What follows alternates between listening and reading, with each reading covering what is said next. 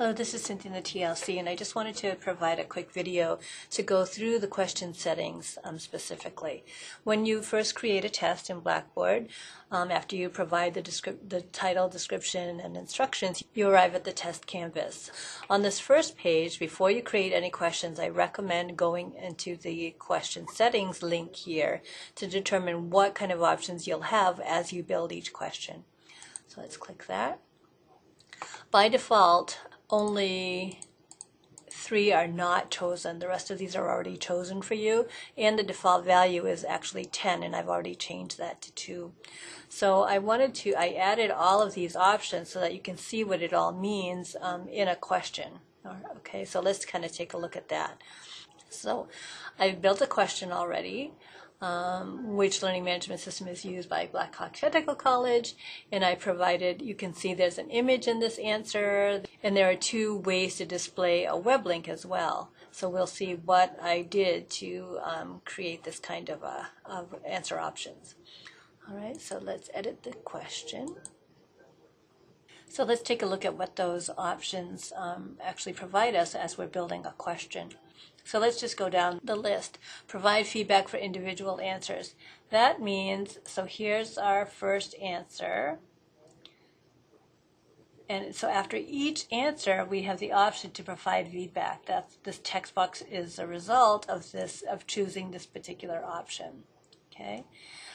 These add images, files, web links, and so on to feedback and/or to answers. This is what gave us the ability to provide an image for our first answer option with Blackboard. The web link, you can see the next answer down is Sakai. I just did that as a regular answer. I just entered the answer in the text box. I didn't use any of these options. The next one down I did.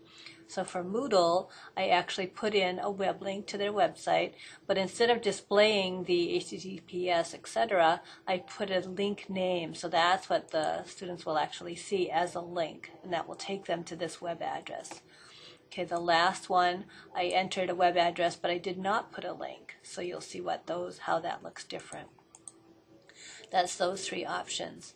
Adding categories of, this metadata is at the very bottom of the page, and normally people haven't been using these options as much, but if you obtain question or test banks from a publisher, often they'll have this kind of information in there. And you can use that to search for questions. That's one way to search for questions that you might want to reuse in the future. So that's how the metadata works. All right, the rest of the options regarding specifying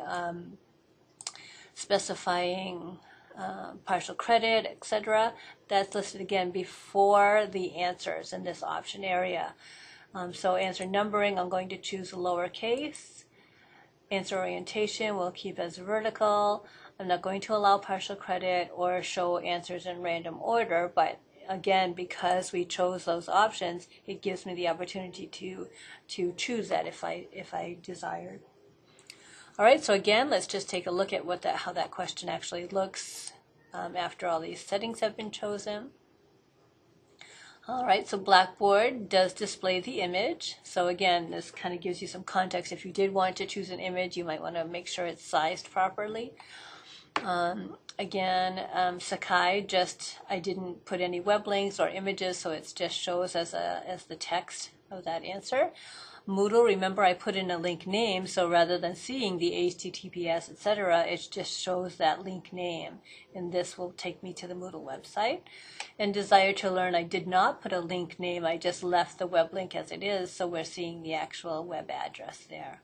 Okay, so that's what those test settings are. Notice they're numbered with lowercase letters, okay, and there's no partial credit here.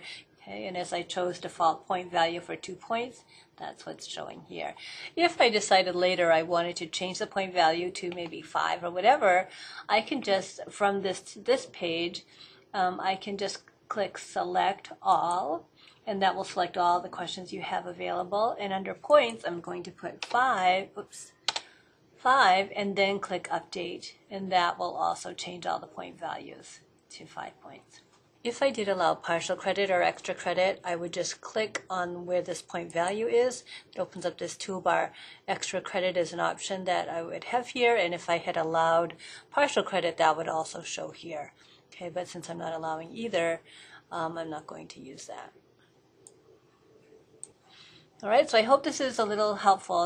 It can be a little confusing as to how these test question settings manifest in a question, so I just wanted to show you directly what that means. All right, thank you.